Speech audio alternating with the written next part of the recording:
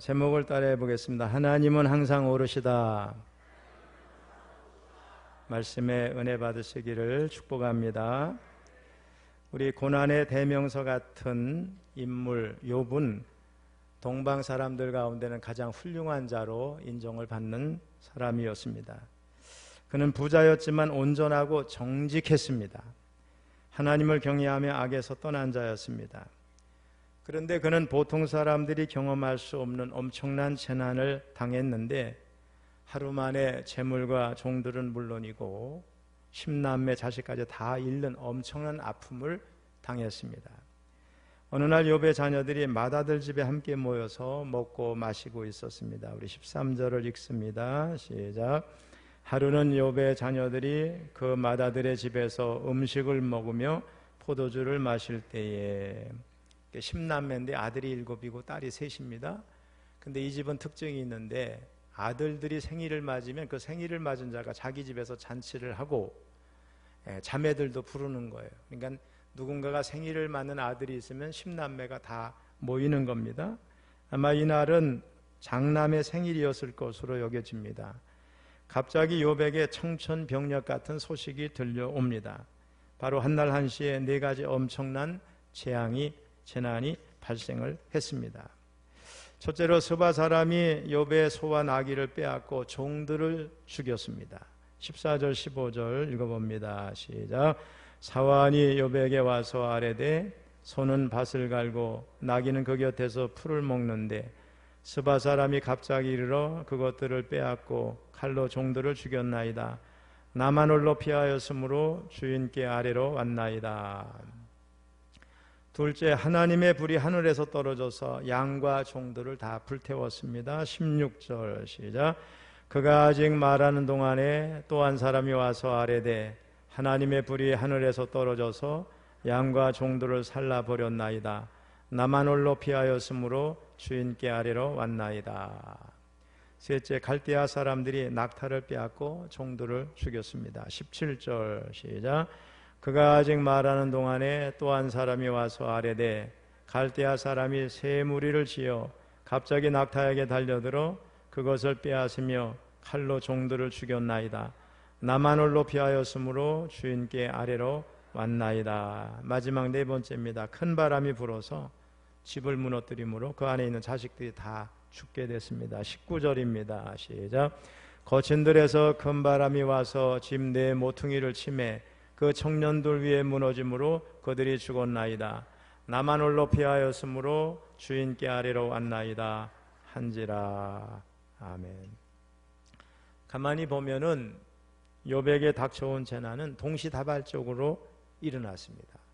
소, 나귀, 양, 낙타 또 그것들을 돌보는 종들 그리고 자녀들에게 재난이 임했습니다. 첫 번째와 세 번째 재난은 스바 사람들과 갈대아 사람들의 약탈로 인한 것이었어요. 이런 재난은 피해를 당한 욥에게 원인이 있지 않습니다. 두 번째와 네 번째 재난은 하나님의 불과 큰 바람으로 인한 것이었습니다.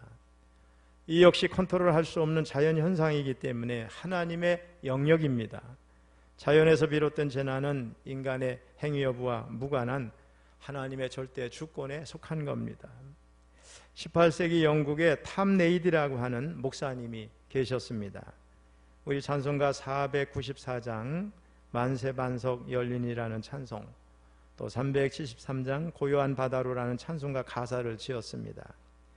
우리 찬송가 373장 1절을 한번 같이 불러보겠습니다. 고요한 바다로 저 천국 향할 때 주 내게 손풍 주시니 참 감사합니다.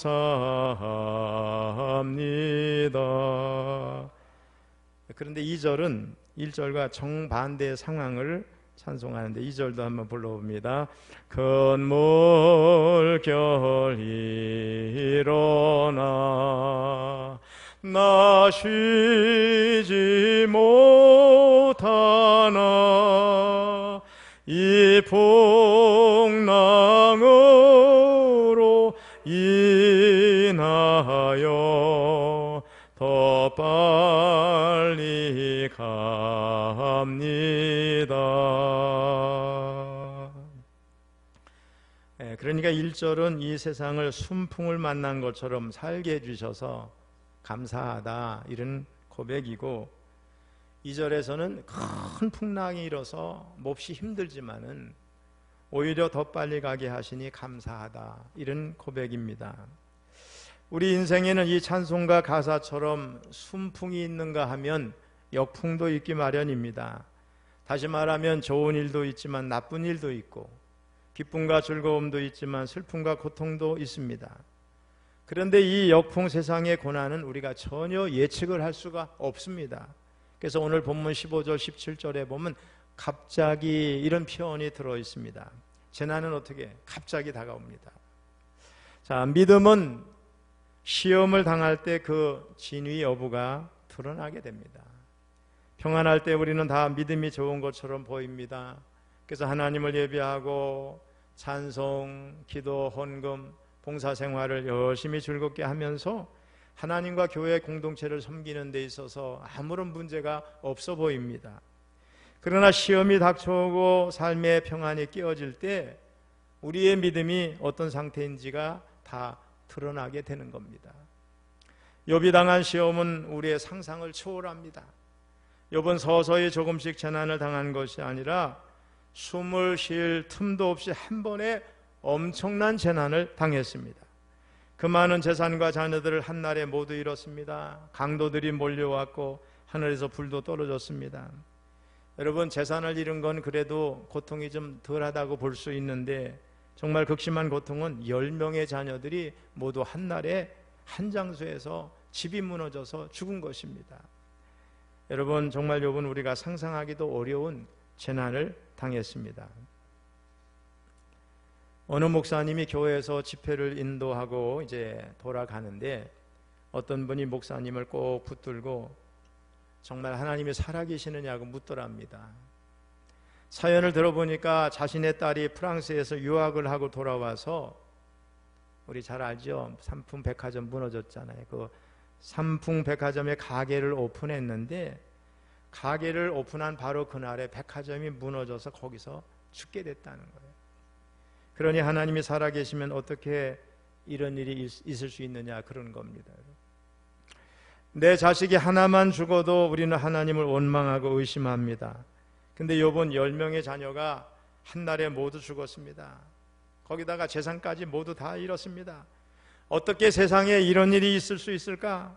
하나님을 잘 섬기던 욥에게 엄청난 고통이 갑자기 찾아왔습니다. 이 모든 재난이 욥이 믿고 사랑하던 하나님이 허용하신 게 아니겠습니까, 여러분?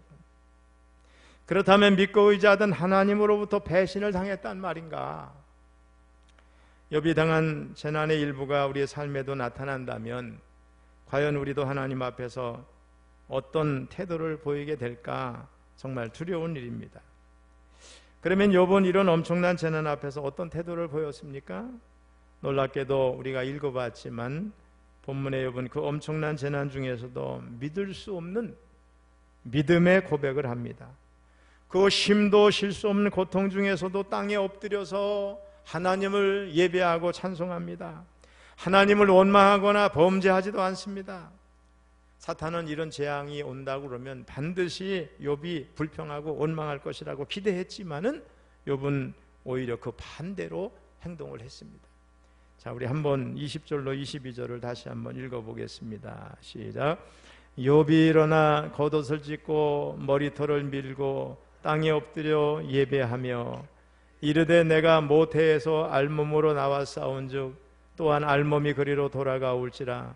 주시니도 여호와시요 거두시니도 여호와시오니 여호와 이름이 찬송을 받으실지니이다 하고 이 모든 일에 욥이 범죄하지 아니하고 하나님을 향하여 원망하지 아니하니라. 여러분 가운데도 이 책을 가지신 분이 있겠어요? 성공하는 사람들의 7가지 습관. 오래전에 저는 읽고 이 책을 지금도 가지고 있습니다만은 미국의 작가이자 유명한 경영 컨설턴트인 스티븐 콥이라는 사람이 쓴 책입니다. 지금은 고인이 됐거든요. 근데 이분이 우리의 삶 속에 얼마든지 있을 수 있는 일로 저와 여러분에게 도전합니다. 자, 지금부터 있는 얘기를 내가 당했다고 생각하면서 한번 들어보세요. 아침을 먹다가 딸이 커피잔을 엎질렀습니다. 근데 하필이면 나의 정장 위에 그 커피가 쏟아졌습니다. 나는 화를 내면서 소리를 질렀고 딸은 울음을 터뜨렸습니다. 아내에게는 왜 커피잔을 테이블 끝에 뒀느냐고 짜증을 내면서 비난을 했고, 그 일로 인해서 부부 싸움이 일어났습니다. 딸은 우느라 아침을 못 먹고 학교 갈 준비도 제대로 하지 못했습니다. 그래서 딸은 통학버스를 놓쳐서 어쩔 수 없이 내가 학교에 데려다 줘야 했습니다.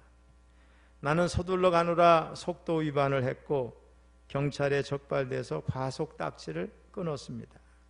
그리고 학교에는 15분 늦게 도착했습니다.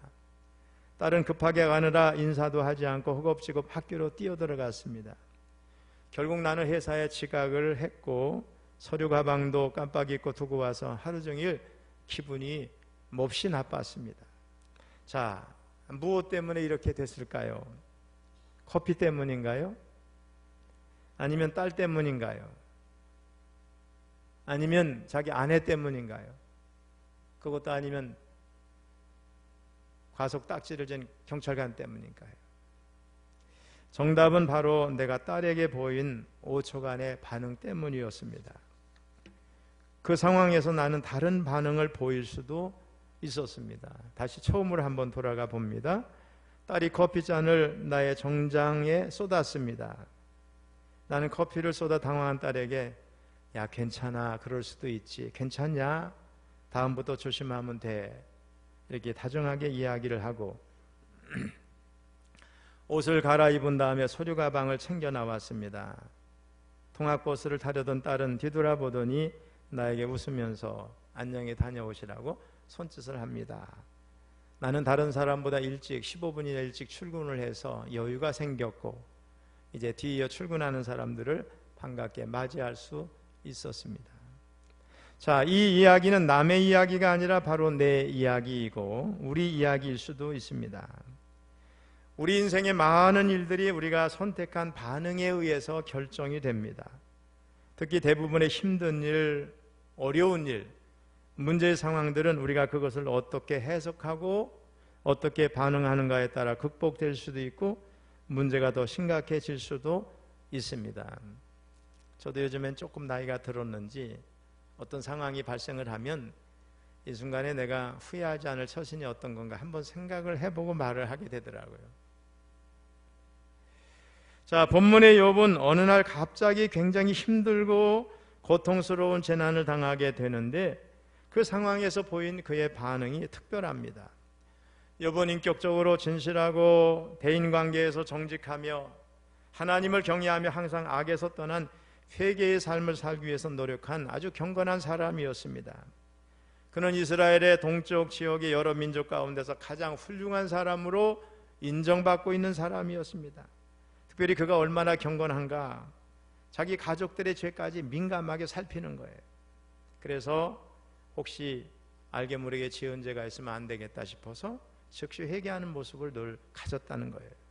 이렇게 훌륭한 신앙과 인격을 가지고 살고 있었던 욥은 아들 7과 딸 3을 둔 이상적인 가정의 가장이었고 아주 넉넉해서 풍요로운 삶을 살고 있었습니다.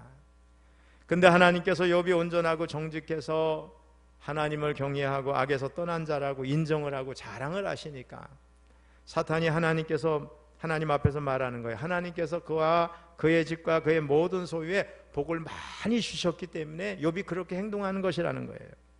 그러면서 만약 하나님께서 그 모든 것을 거두어 버리시면 욥은 하나님을 욕하고 하나님을 저주하게 될 거라고 하나님께 도전을 하면서 내기를 걸어옵니다.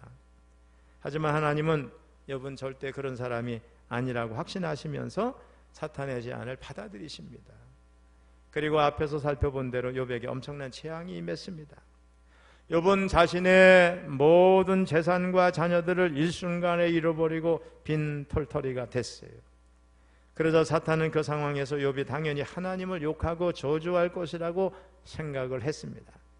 하지만 욥은 범죄하지도 하나님을 원망하지도 않았고 오히려 엎드려 예배하며 하나님을 찬송했습니다. 어떻게 이런 일이 가능한 것인가?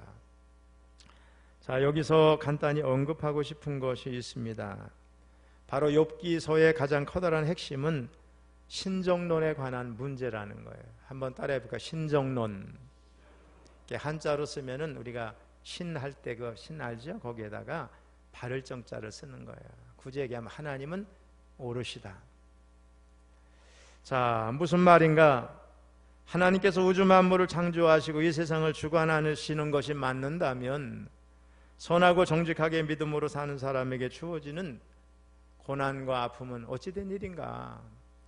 또 우리 주변에 보면은 악하게 사는 믿음 없는 사람들이 복을 받는 것처럼 우리가 보이게 되는데 우리가 이런 문제를 어떻게 이해하면 좋겠는가 하는 문제가 바로 신정론의 문제라는 거예요.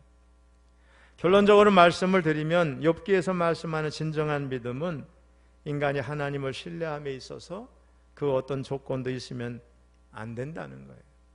나에게 좋은 일이 있으니 하나님은 오르셔. 내가 믿음을 가진 게 너무 행복해. 내게 이런 복을 주시고 이런 복을 주시고 이런 복을 주셨어. 여러분, 그건 누구나 할 수 있는 거잖아요. 근데 살아가다 보면 이런 고난 저런 고난, 이런 아픔 저런 아픔, 또 부조리한 모습, 우리 이성으로 납득되지 않는 문제들 얼마나 많이 있습니까? 그런데 그 어떤 경우에도 하나님은 오르시다고 하는 이 믿음을 가질 때 그게 진짜 참 믿음이라는 거예요.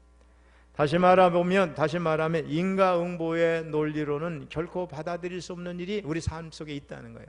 원인이 있으니 결과가 있는 거죠. 죄를 졌으니 무슨 심판을 받는다, 벌을 받는다. 이런 논리로 받아들이기 어려운 고통도 있고 아픔도 있고 재난일지라도 하나님은 항상 오르시다는 믿음, 이게 참 믿음이어야 된다는 거예요. 여러분, 문제는 이런 믿음이 쉽게 얻어지는 것이 아니라는 데 있습니다. 그래서 욥기의 초반에 1장 2장을 읽고 마지막 42장을 읽으면 욥이 대단한 믿음의 사람, 경건한 사람인 것처럼 느껴져요. 근데 욥기를 읽은 분들은 다 느끼죠. 3장부터 37장까지를 보면은 당장 3장에 보면 자기 생일을 막 저주해요. 그리고 그 이후에 읽다수 말씀을 읽다 보면 이 경건한 욥은 어디 가고 하나님 앞에 막 대드는 모습이 나와요. 너무 불경해 보이기조차 하는 그런 기절들이 많아요. 아니, 욥이 하나님 앞에 이렇게 막 불평하고 원망하고 막 그렇게 해도 되는가, 그런 생각이 드는 구절이 너무 많다는 거예요.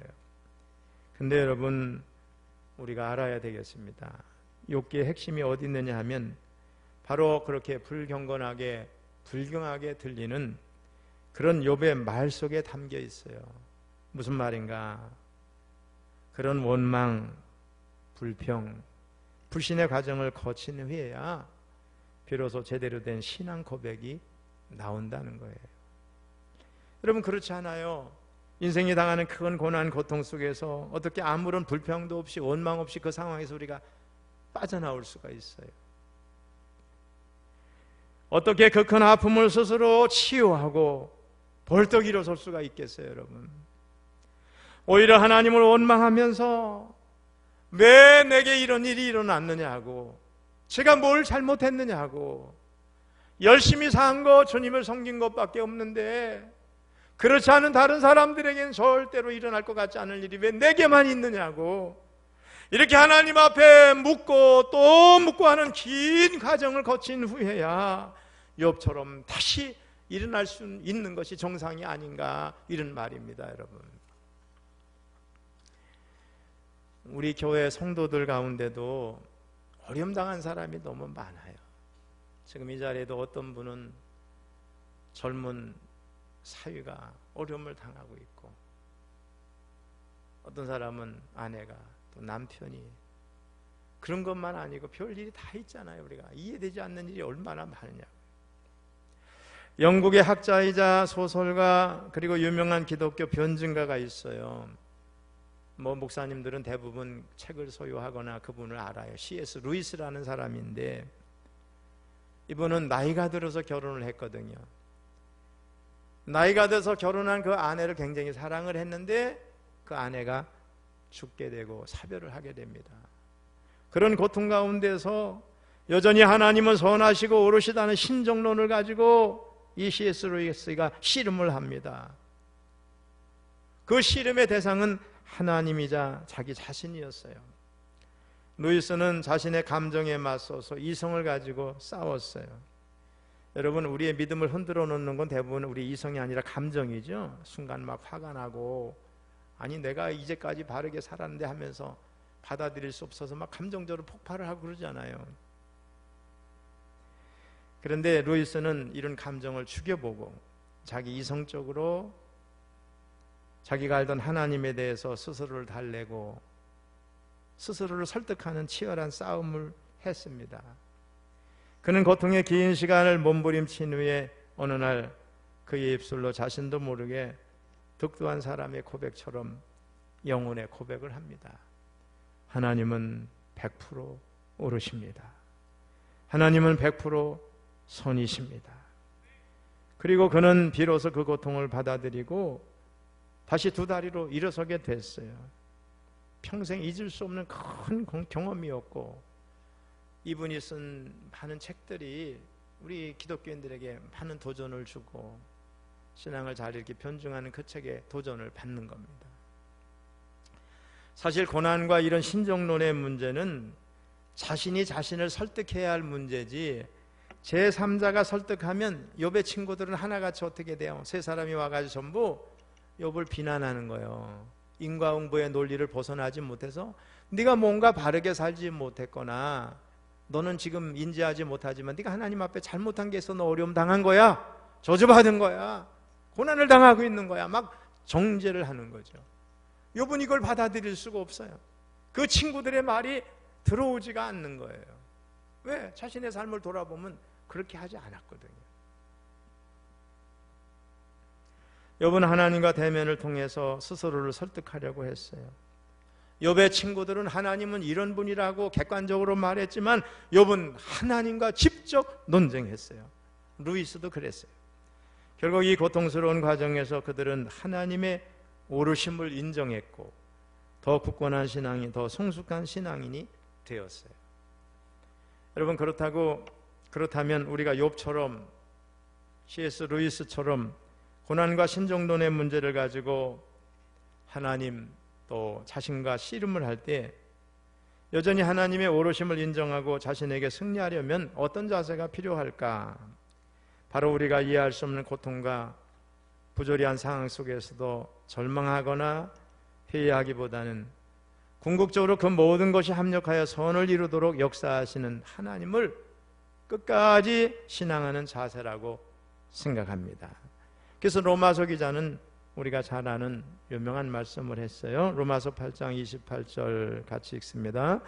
우리가 알거니와 하나님을 사랑하는 자 곧 그의 뜻대로 부르심을 입은 자들에게는 모든 것이 합력하여 선을 이루느니라. 어쩌면 욥에게는 바로 이런 신앙적인 자세가 있었을 것이고 그의 고백은 이런 신앙에서 나온 것이 아닐까 생각을 해봅니다. 사실 욥기를 읽으면서 오랫동안 이런 신정론의 문제를 가지고 씨름했던 사람이 저 자신이에요. 제가 결혼 초기에 저희 장인어른 곧 이어서 장모님이 다 암으로 돌아가셨어요.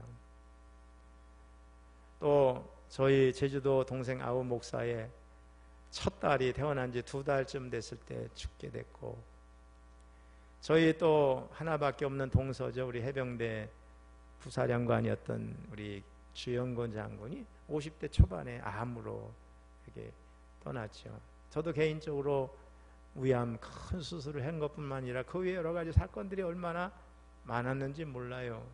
그때마다 욥기를 읽으면서 신정론의 문제를 가지고 왜 하나님 제게 이런 어려움이 많습니까?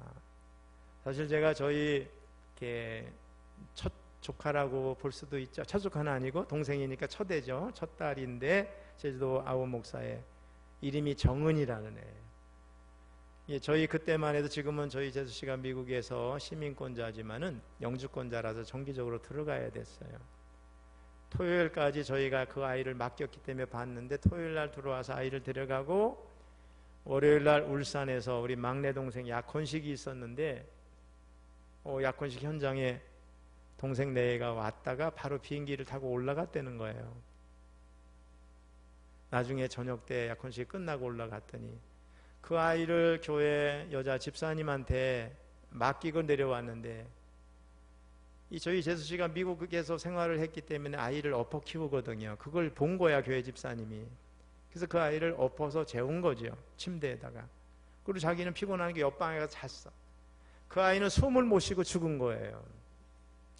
제가 그 아이의 철로 만든 관을 영동 세브란스 병원에서 들고 눈물을 흘리면서 제주도에 그 동생 교회 공동 이제 묘지가 있어가지고 거기 가서 비는 내리는데 그 묘지 앞에서 얼마나 울었는지 몰라요. 그때도 저 욥기를 읽으면서 많이 씨름을 했거든요.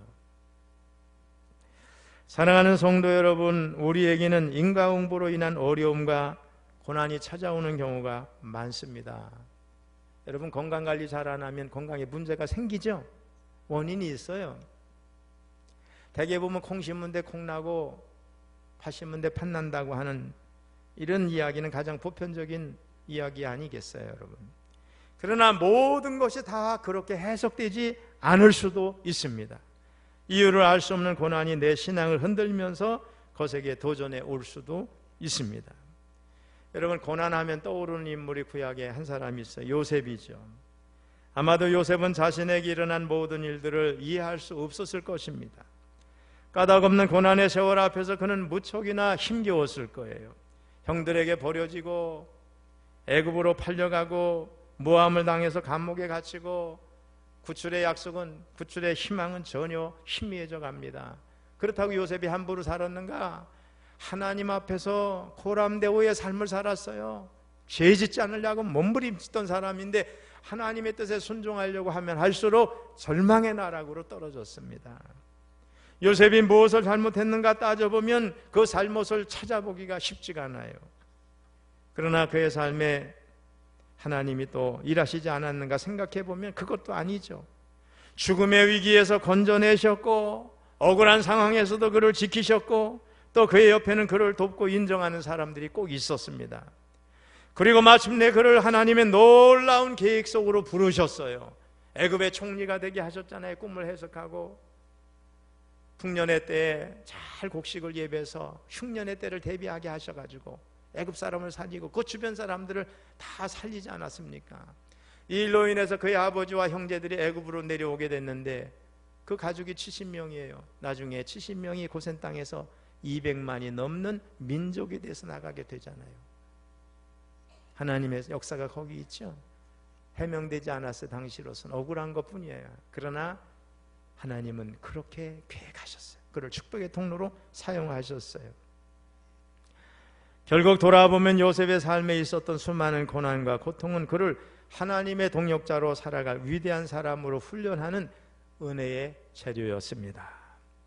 여러분, 그렇죠? 명검이 탄생되려면 수많은 불의 단련이 있어야 돼요.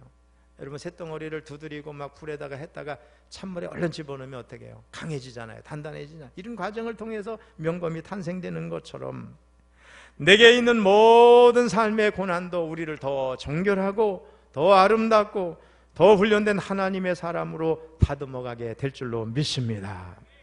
보기 자리에 고난 중에 있는 분이 있다면 욥의 고백 가운데 가장 유명한 고백일 수도 있는데 이 고백이 저와 여러분의 고백이 됐으면 좋겠습니다. 욥기 23장 8절로 10절 읽어봅니다. 시작.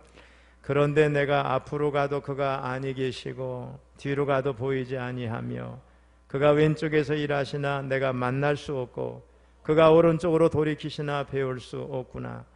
그러나 내가 가는 길을 그가 아시나니 그가 나를 단련하신 후에는 내가 순금같이 되어 나오리라. 제가 2012년 말에 위암 수술을 하고 위를 다 절제했어요. 다 잘라냈어요. 그리고 성경을 읽으면서 이 부분이 제 마음속에 와닿는 거예요. 하나님이 제게 말씀을 안 하세요. 그렇게 기도를 해도. 그때 질문이 뭐겠어요? 하나님, 제가 이 일로 인해서 죽습니까? 살 겁니까? 이것만 알려주세요. 답이 없어요. 그때 저 자신이 하나님 앞에서 씨름하면서 시를 썼어요. 장문의 시를. 그거를 우리 문예사조 월간지에 실렸어요. 제가 두 번째 시집을 내면 그 시가 거기 있게 될 것 같아요.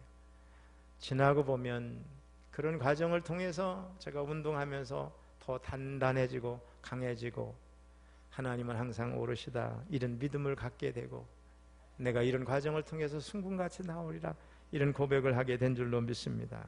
말씀을 마무리합니다. 이 예배에 참석한 성도 여러분 모두 한번 따라해보세요. 하나님은 항상 오르시다. 아멘. 좀 크게 하나님은 항상 오르시다.